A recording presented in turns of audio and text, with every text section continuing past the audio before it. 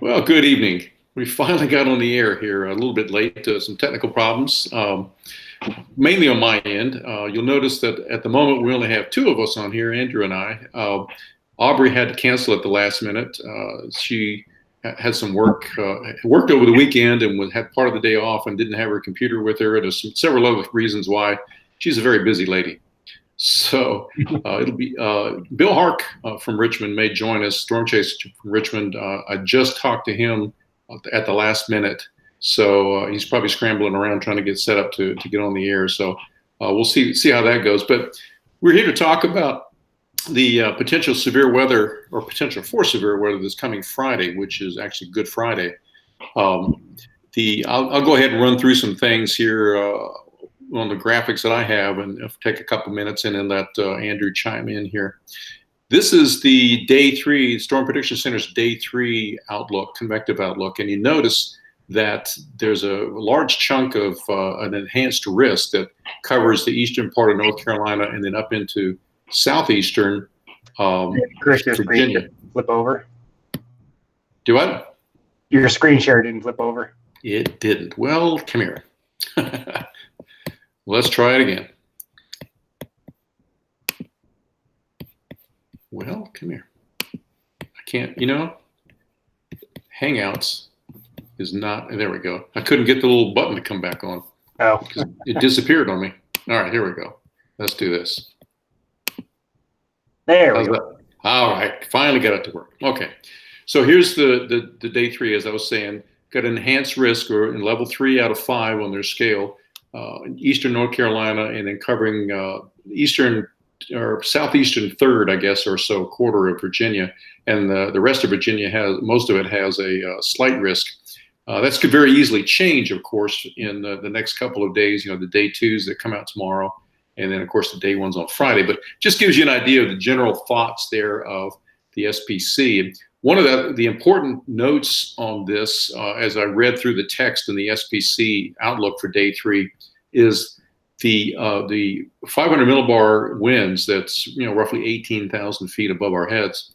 This from this system are going to be exceeding 100 knots, or it's about 115 miles an hour. That's pretty close to a record for the Mid-Atlantic for this time of year. Mm-hmm. So the dynamics, the strength of this system are pretty awesome in terms of what's going on here.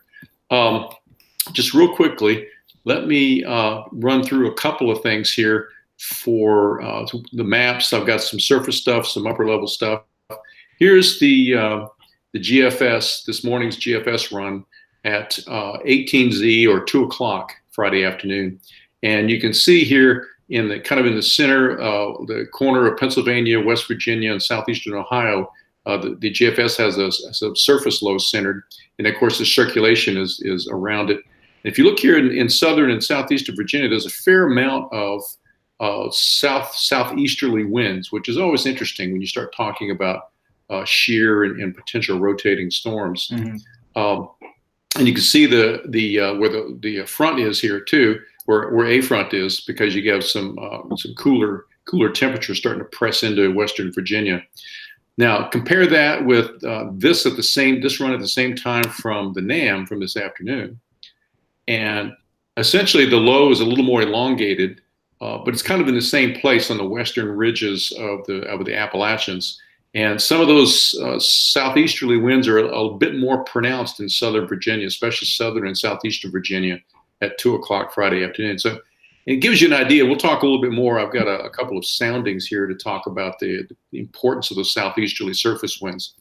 But one of the things that is a little bit of a concern on the limitations of this particular outbreak would be the fact that there's going to be a fair amount of cloud cover Friday, looking at the models. So there's not going to be a lot of sunshine to stir up surface cape or surface instability. However, because of the upper level dynamics, here is the 700 millibar, or I think that's 10,000 feet up above. I think that's right. The vertical velocities. This is Friday afternoon at 5 o'clock, and you can see these purples and blues. That's some pretty strong vertical velocities up there at 10,000 feet. So the jet dynamics, the overhead winds, are actually acting to pull updrafts upward. So even though we might not have a lot of surface instability, there's some upper level driven instability with that. And this is actually from the GFS, which tends to be a little bit more conservative. Mm-hmm. You can compare this to same time frame. I'm sorry, this is 2 o'clock from the NAM, and it's a little less pronounced, but you can still see some of those bright colors. I'm sorry, over the Piedmont areas. So, although the lapse rates at altitude, the mid-level lapse rates aren't that great because of the lack of surface instability, it seems that it's going to be enough to do that.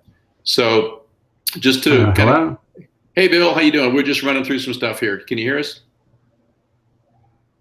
No, maybe. You got us, Bill? Hello? Can you hear us? I can hear you. Maybe he can't hear us. Make sure you're not muted.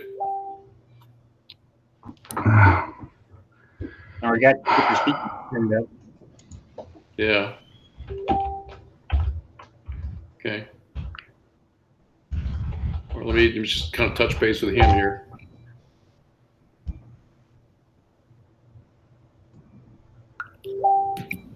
All right. Can you hear us now, Bill? He's just getting set up. How is it, damn? I don't want to do that. Right. All right. For the moment, we do this. I've got him mute him until he gets his stuff situated there. All right. Now, this is a sounding from the Danville area from the GFS at 2 o'clock Friday afternoon. You notice the very strong winds here on the right of the sounding. They're not really southeasterly at the surface, but if you look at the surface level, can you hear us, Bill? Maybe not. Okay. Anyway, he'll get it situated. But yeah. the helicities are fairly staunch here, but at all levels. And if you look at the cape over here in the left-hand columns, they're all over 1,000, which is, with this kind of shear, is pretty good. The shear itself, low-level shear, you're talking 30+ knots from 0 to 1 kilometer. That's very hefty. And 56 knots from 0 to 6. So there's plenty of shear with this system. And those upper level dynamics seem to be helping to pull updrafts upward. I can compare this with the NAM at the same time, a NAM sounding at the same time, same place in Danville, and it's quite a bit more robust, actually. Yeah, that's a little more impressive to me with that nice veering wind at the surface. Yep. There you go. Because a little linear to me. Right. Yeah. So if this were to bear out, if that low surface low backs those surface winds here, and you throw in even more cape, there's like twice as much cape here, and even more helicities, this is going to be a very interesting time. So let me come back to here. Here we go. I think Bill's going to back out and come back in. Okay. So that was kind of my initial run through of what's going on. So, have you had a chance to kind of catch up on some stuff there? Yeah, I've just kind of toyed back and forth between the GFS and the NAM, both the high resolutions and the normal ones. The new GFS is pretty lackluster on this, but not really putting much credit into that at this point. The regular GFS does look better. The NAM seems to be the more robust of the models outside of the Euro, which I can't access right now, that we can see into the Friday time frame. But kind of the same thing. The NAM is definitely a little more robust with getting those surface winds back, even up here in the Richmond area. I was just looking at some of the soundings down there. Looking at the GFS. Yeah, if you look at the GFS, it's just going to be a rainstorm on Friday for the most part. But let me pull up the regular NAM here. Actually, no, the 3K NAM is good too. So the 3K NAM, this is 18Z on Friday. I can bump it up to 21Z. Let me do a screen share here. 17. Oh, no.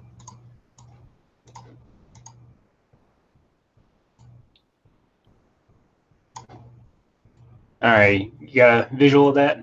Yes. Okay, so yeah, this is the sounding right at Richmond. This is 20, should be 21Z. Yeah, Friday 21Z, so around 5 o'clock, and still got that good southeast veering wind increasing as we go up in height. Obviously, it's picking up on the hazard of the tornado. The shear again, kind of like what you were saying earlier, 0 to 1 at almost 40 knots, 0 to 6 at 55, 0 to 8 at 71, and helicity values well above 300. So the parameters are definitely there for rotating storms, I think. And this is a little more robust on the Cape side from some of the other ones I've seen. So LCL heights could come down a little bit. That might be a little cause for concern for around here. Typically, to get tornadoes around here, you need lower LCLs, but that's not to say those can't drop a little, depending on how damp the environment is leading into the day. Right.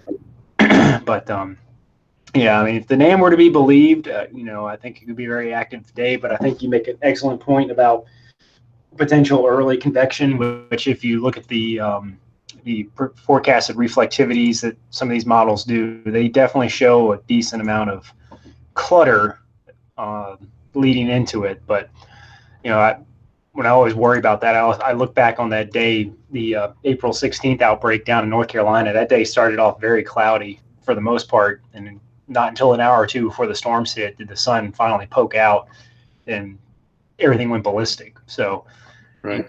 You don't necessarily need sun all day to get the environment cooking. You only need an hour or two, but sometimes getting that hour or two can be a challenge.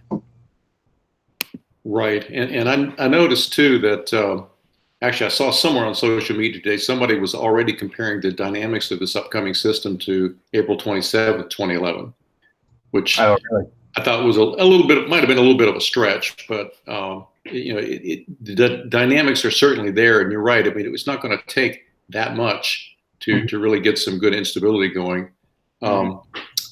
And I think I also had mentioned to you earlier before we actually went live that the NAM, if you remember back to the February 2016 outbreak that we had here in Virginia, the NAM was really the model that nailed that one.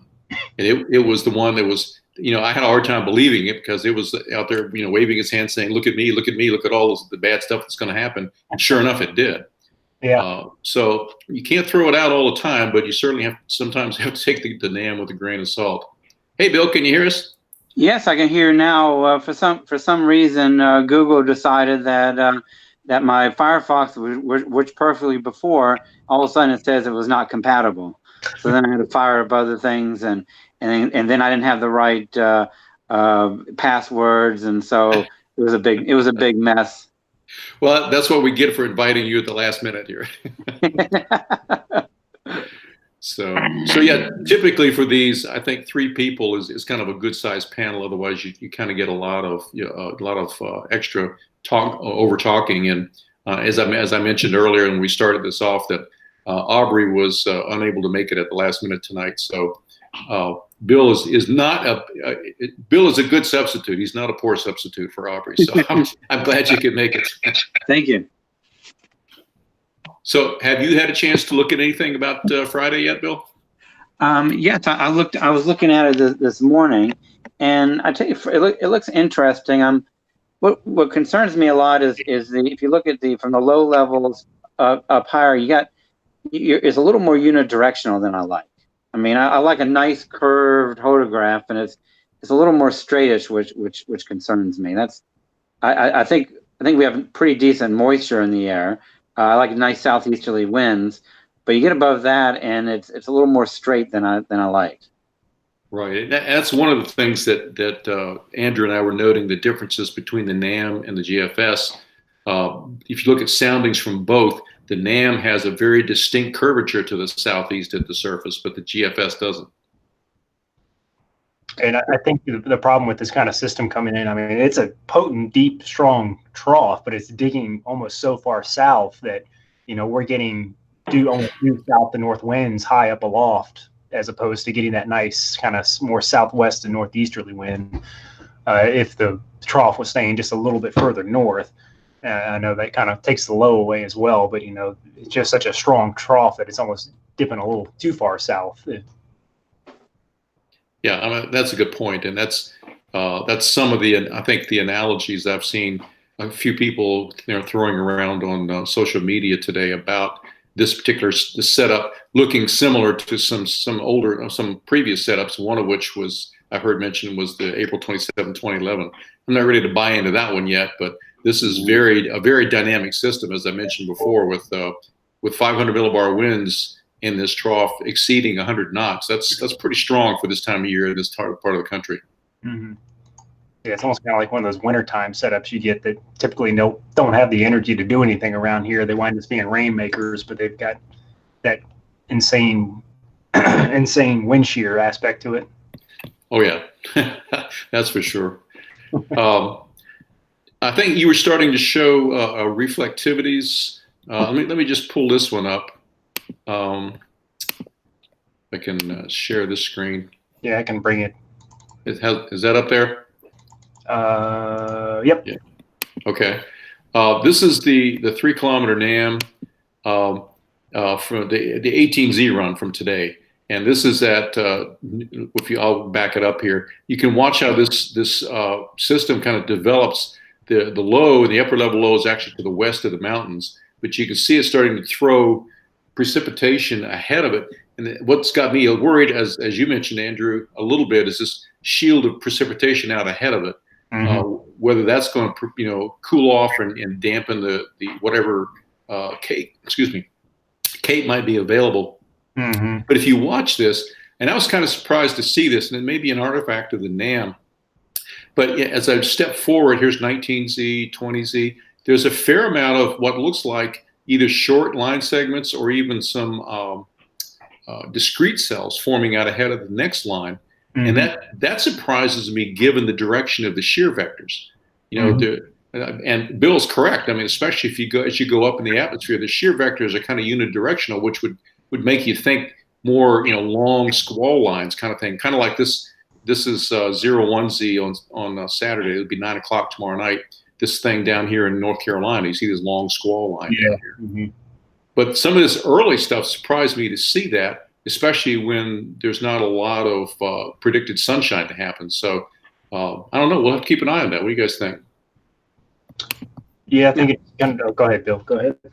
Oh, I think it looks interesting. I find this far out, looking at preset models, I'm a little leery of that, but it does catch my eye. Mm-hmm.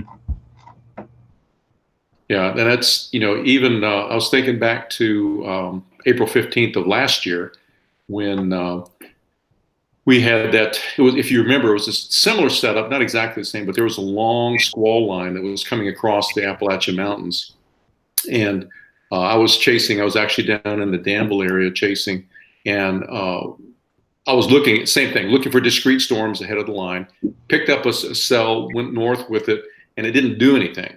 And meantime, one of the cells along the squall line it was kind of a bulged out a little bit, actually went tornadic. And that was the one that produced the EF3 tornado up near Lynchburg. Basically, it had a mesocyclone on all the way from south of Greensboro, North Carolina, all the way up north of Lynchburg. It just tracked right up Route 29. And that was along or just at the leading edge of a front. And if I remember right, not a front, but a squall line. And if I remember right, the dynamics, the shear vectors were kind of like this. They looked more linear than they did, cross shear. So who knows?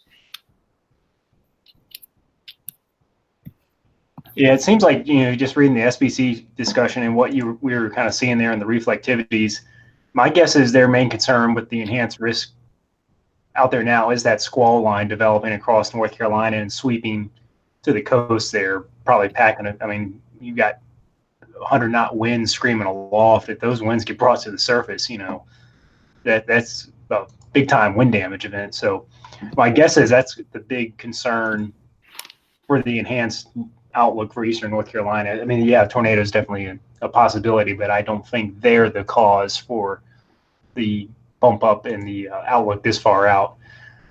Just talking about different scenarios with this kind of stuff, with this murkiness that may be ahead of all this. I look back at the Waverly tornado back in 2016. Yeah. February 2016.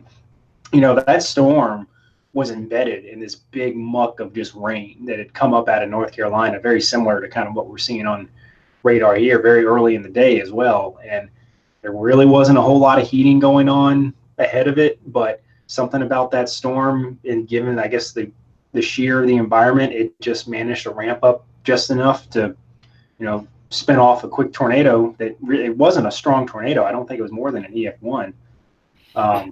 But, killed 3 people because they happened to hit a trailer or a mobile home.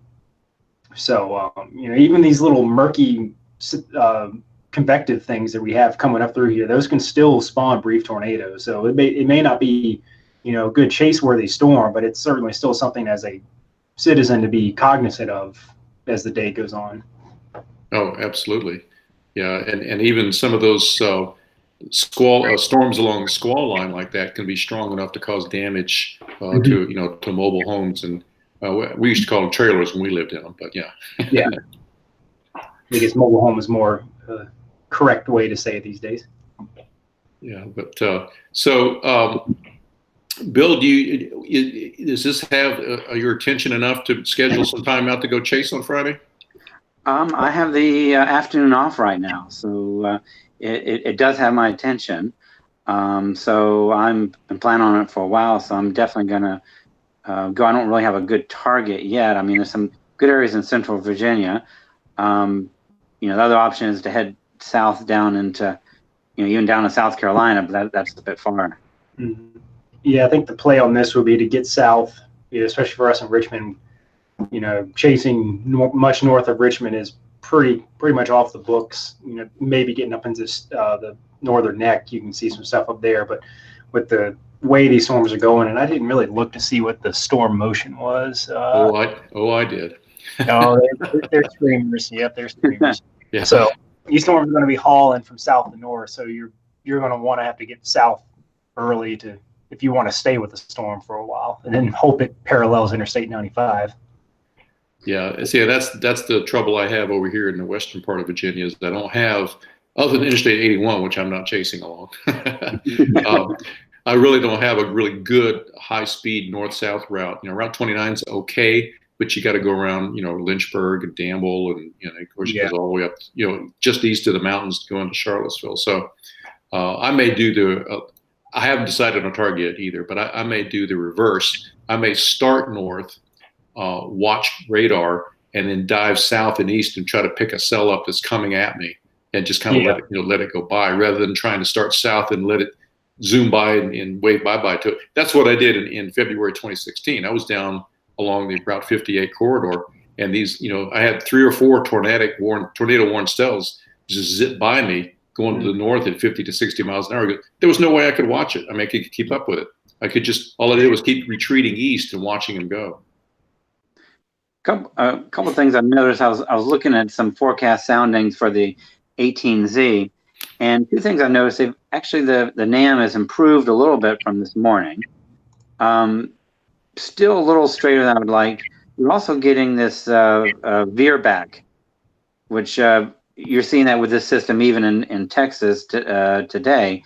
But this kind of veer back, if you go up the sounding around around I guess the 500 level, and that's got me a little bit, or actually more about maybe 700 to 500. If you look there, it's kind of, that tends to make more messier storms. Mm-hmm. Yeah, you're right. It does. And if you look at the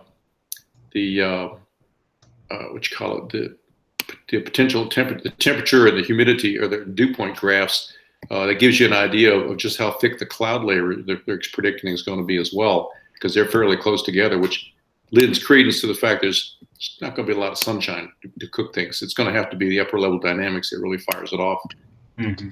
One other thing, if you like to chase parameters bullseye, for the last couple of days, the NAM has been showing. If you look at STP, it's been showing this huge bullseye right in southeastern South Carolina, and it's had that consistently on a number of runs. Right around like Charleston. Yeah.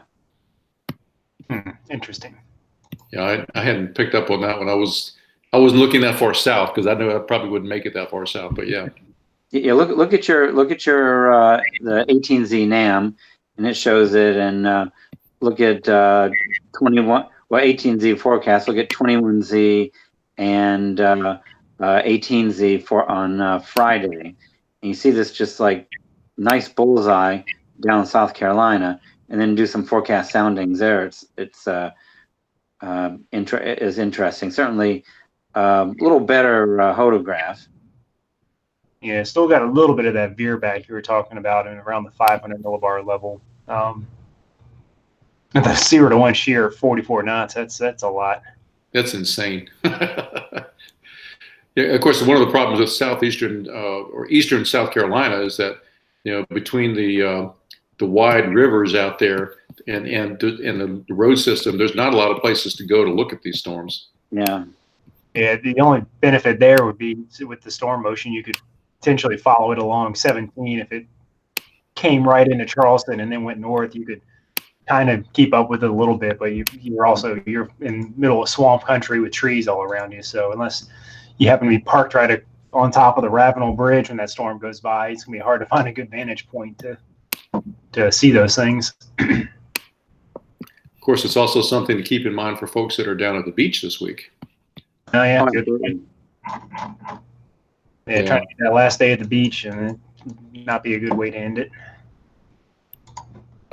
I've never really looked at the chase terrain. Yeah, it's pretty murky. I mean, you've got that gargantuan forest that's just north of Charleston, so it's pretty much terra incognita until you get closer to Myrtle Beach and points north.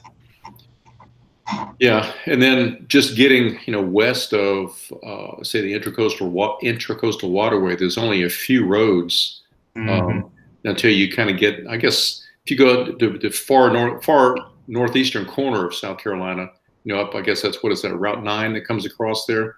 Yeah, that's fairly open down that way. But yeah, I wasn't planning on going that far south, so I didn't pay attention to the bullseye down there. But you're right, Bill. It's very ripe down there. I mean, the veer back seems to be a little less down there too than you're seeing in Virginia. Yeah, I'm waiting for this to load for me. Yeah, it's definitely different down there, in terms of how things look, and of course it's a little further from the center of the low as well. I don't know. I haven't looked at the upper levels to see what that is in relation to the upper level stuff. Yeah, Bill, you got me looking at the SIGTOR just with you mentioning that. Southwest Virginia is pretty lit up, at least on the 18Z 3K NAM, down in I guess Pittsylvania and what's around Martinsville or Danville. Is that Pennsylvania County? Yeah, that's the county. Yeah, right along the eastern border of Pennsylvania. It's kind of picking up on the same things. If I pull up this one sounding here, let me get it back up again. Nope, I lost it. Let me find it. It had as you mentioned the other day, the PDS tornado as the possible hazard type. Here we go. I'll pull it up just for giggles, just to see what it looks like. Yeah, I just pulled up a sounding from down there at 21Z, and it actually looks like there's some drier air aloft. It's not that the dew point kind of backs off a little bit around the 850 millibars, so it's not quite as moist aloft. Mm-hmm. It's got pretty decent curvature. It's still a little bit of veer back. I'm looking at that right now. In the city, yeah. Mm-hmm. Yeah, but I'm looking at surface to 1 kilometer storm relative velocities at near 300, which is kind of insane. Yeah, the shear's not as impressive as it was down in Carolina, but I think the Cape is actually a little higher here, believe it or not, than it was down near Charleston. And that's one thing I've been noticing on the NAM is that the Cape has been consistently a lot more robust than on the GFS, and I'm not quite sure why. What you got there, Andrew? You showing the pulling up the Cape. Yeah, actually some of the highest Cape that's on shore is in central North Carolina there and along the Pennsylvania. What's just east? Is it Halifax just east of it? Yes. Okay, so yeah, right on the Pennsylvania-Halifax border right there. Seems to be a concentration point for something's coming together there potentially, at least on this run. If I back it up to the 12Z just to see if this is a relatively new development. Yeah, it's Still kind kind of of picking up the same area. So let's just see what the kind of a little messy photograph once you get up into this region. But yeah, kind of more of that veer back Bill was talking about there. But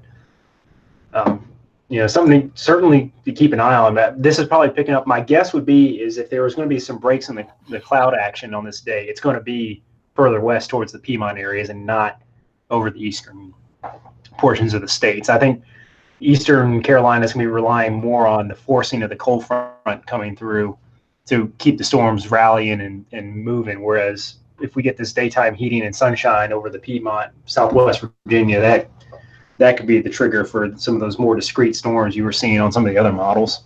And that could well be given, and again, I have to go back and look at the surface winds, but there could be some downsloping going on there. What the model's picking up on, that's what would give some of the drying and sunshine coming out. Mm-hmm. Definitely be looking at satellite early in the morning to kind of see where that heating will be. Exactly. So that morning is definitely going to be satellite and surface obs. Heck with models after I leave home. For giggles, I'm looking at always like to look at those updraft helicity swaths for amusement, and it does seem to concentrate them in eastern South Carolina, with another area kind of going into North Carolina, just north of Interstate 95. Mm-hmm. Right. That seems to be the most robust updrafts. Yeah, you're right. And then if you continue on up into Virginia, there are some that kick off, across the state line and head north very rapidly. And that's, again, that's the key. These storms the trajectory is heading due north. That's one of the reasons that I invited Aubrey to be on with us, because this is actually going to affect her area quite a bit, because these storms, as they pass us by, are going to streak right into her area. Mm-hmm. Yeah, there's one area that goes looks like right into where Harrisonburg is. You're looking at least one of these updraft streaks. Right. But So the storm motion is horrendous. It is. And the other thing to think about too with these is everything I've seen. I didn't pull up any of the PWAT stuff, but the rainfall totals are going to be very robust with this. We're talking probably 1 to 3 inches of rain, and so that depending on where you are, finishing up on storms and then having to plow back through the heavy rain is going to be interesting. We'll have to watch the road conditions. You got me thinking. Let me see what the NAM has for precipitable water in the atmosphere here. There you are. I'm gonna say it's not that bad, but I was on the wrong time frame. All right, yeah, we're pushing over 1.5 inches coming through. So yeah, it's gonna be soupy. Yeah, so that will be, in terms of timing, in terms of when and where I chase, since I have to come back across the Blue Ridge, west of the Blue Ridge, that will probably temper where I chase and how late, because if it's raining, if it looks like it's going to be raining heavily with ponding water on the roads and stuff, I really don't want to be on some of those back roads at night. Mm-hmm. Yeah, this 18Z on the 3K NAM, and you can see it, Eastern Virginia is just swallowed by rain, upwards of 2 inches of precipitable water in the atmosphere. A little better out your way, Chris. Yeah. I don't think it gets quite as high at all out there. In fact, it's kind of a little bit on the drier side early Friday out that way. Under 1 inch, if you want to call that dry. But yeah, certainly on the eastern portion of the state, you get to action game time, and it's pretty high all over the state. But you can see, guess where the line of storms is down here. Yep, right about that. I tell you, I'm a little concerned, not for the chase, but if you look at the precipitation forecast totals in the far western part of North Carolina, kind of like where North Carolina comes together with South Carolina and Georgia, that little area there. Yep. There's some pretty high amounts of rain in them. I think it's a pretty mountainous area, so I'm worried about flooding for folks that live there, flash flooding. Yep, and that area has seen a lot of rain here recently too, so the soils are pretty wet. Yeah, I'm looking at that right now, Bill. I'm seeing totals over 4 inches in some spots for a 24-hour accumulation. You get somebody who lives in one of those little hollows down there in the mountains, and they could be in bad shape. Oh gosh, yeah, you're right. You have 5-6 inches of rain right on that where North Carolina, South Carolina, and Georgia all come together. So then you have that stripe of really moist weather, like 3+ inches across eastern Carolinas, and over again where that area was hit last year by Florence and all that flooding too. Mm-hmm. So I think this is going to be one of kind of an all hazards thing. We're going to be dealing with strong straight line winds, possible tornadoes. I don't know about hail. I hadn't really looked at the hail parameters. It didn't look like it was really a real hail producer kind of storm, but certainly heavy, possibly flooding rains are going to be there. Yeah, I think we're missing that little bit more robust energy to really get the hailers going. At least in this part of the country, you kind of need that summertime instability to get the good hailstorms to start firing up around here, it seems like. Yeah, there's not that much of temperature and dew point spread at the surface either. So, Mm-hmm. at least from what I had looked at. It's interesting. Local media is in Richmond, at least, is playing the system up. They're certainly concerned about it. I'm seeing that across the board. Yeah, I think Channel 12 already has their first alert weather day out for it, and I know Zach's been posting about it on his weather pages. So it's good to know that they're alerting the public about it this far out. Yeah. When you get a day 7 outlook from the SPC around here, that's kind of unusual. Yeah, it does make you sit up and take notice when SPC starts putting those things out. Yeah. Mm-hmm. Now, sometimes those can turn out to be complete bust around here, but it's better to be safe than sorry. Can't take your hypotheses of the enhanced risk always busting and using that to make an actual forecast. Well, for me, it's a more of a moderate risk bust is what I tend to go for. Yeah, I usually have the worst luck with moderate risks. Yeah, ever since they've introduced the enhance, I've had a lot of bad luck with them around here. Slight risk tends to be the bread and butter for me around here. Yeah, moderates are trouble too, but I think it's actually been a while since we had a moderate risk around here. Yeah, while we're talking here, I'm looking through National Weather Service Blacksburg's forecast discussion. And they're talking about PWATS, precipitable water up to 1 3/4 Friday, with the threat of heavy rain. They're talking about small potential for flooding along the major rivers. Of course, that doesn't, the creeks and streams would flood a little bit more than they would real quickly. And then let's look at the convective stuff. They're talking about best instability. It's ahead of the prefrontal line on Friday. Kate may reach 1,000 to 1,500 joules per kilogram range. Plenty of effective shear and helicity to support some rotating storms. So they're already saying rotating storms. Interesting. I haven't looked at their hazardous weather outlook. Let me see here.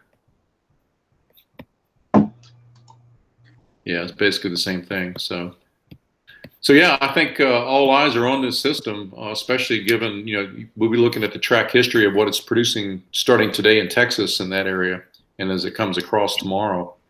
I think from the last weekend's outbreak, the total was like 60-some tornadoes over about a 3-day period, something like that. Bill, did you ever see if Wakefield confirmed any tornadoes, especially off to the north and east, or if anything? I know one got confirmed out near in Delaware, but I haven't really heard about anything else.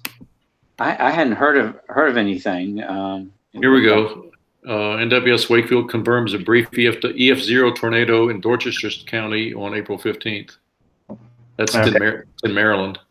Yeah, that's right outside Salisbury, I think. Yeah. Looks like that wasn't an injury, was it? That was no. a trailer turned over. Yeah, with this says debris. empty trailer was turned over and some trees were snapped. So, but no injuries. I was just looking at the storm reports for today out with the activity out in the plains. It looks like there was a nice triple point tornado right on the far northeastern Texas and Oklahoma. If you kind of look at the radar from that time frame, you know, I think the warm front's draped from Texas up into Kansas, and the cold front or the dry line's coming right up into that point. And there's a nice little bunch of tornado reports there. But if you just kind of looked at the reflectivities back then, you can tell that's kind of where everything was coming together. Yeah, I saw somebody posted a GIF of a radar loop just east of or around Amarillo, and everything. It went from nothing on the radar. 30 minutes later, there was a tornado warning storm just east of the city. Just blew up. You know? Yeah, I mean, there's a big dry line nose out there, so that doesn't surprise me if that happened in that portion of the state. Big time dry line nose. Yep. I'm sure there's a lot of frustrated chasers because I think a lot of them are hanging around the Dallas area, and so far I haven't seen any decent reports. Yeah, the storms are just starting to fire down that way, and they looks like they're going linear pretty quickly too. Yeah, it's getting dark down there at this time. So. Yep, good old plain stuff. You know, we'll have our share of wild weather on Friday, and if this pattern keeps going, we get another one or two of these troughs digging in. We could have a pretty active next 2 weeks. Yeah, you're absolutely right. So, anything else you guys can think of or ring out about what we need to talk about for Friday? Not off the top of my head. I'll be more curious once the short range WRF models come into view of this event, just to kind of see what they're picking up on, and just as the other models get a little more fine tuned. I know 60 hours out is a little 48 hours out is a little tough time frame to be looking at these things at a higher resolution, and then once the HRRR comes in. But I think as we saw from the other day, the HRRR is a little. If we think the NAM's a little trigger happy on instability and parameters, the HRRR is laughing at that. Yeah, that's why I usually take the HRRR with a grain of salt and compare that against the WRF model runs. Yeah, I agree. So, Bill, can you think of anything else we need to talk about? No, I think we've hit everything. It looks like it's gonna be an interesting day. I'm certainly been planning for it for a while. So I'll probably get out maybe noon or so, and then head from there. Yeah, I think wherever I choose to go, I think I'll be out by noon or before then, because, of course, from my perspective, I've got to get out ahead of the action. I have to move east, so I have to predict when and where to go first, not just wait for them to form. So, yeah, exactly. All righty. Well, I guess we'll be looking for each other's spotter dots on Friday, and we'll see what we can see. Yeah, hopefully it's some visual stuff that we can see out there. We're worried about it being murky, but you just never know until the day gets there. So yeah, you just do what you got to do. So exactly. All right, Andrew, Bill, thanks for your time. Appreciate it. Good luck. Stay safe. You too. All right, we're out here.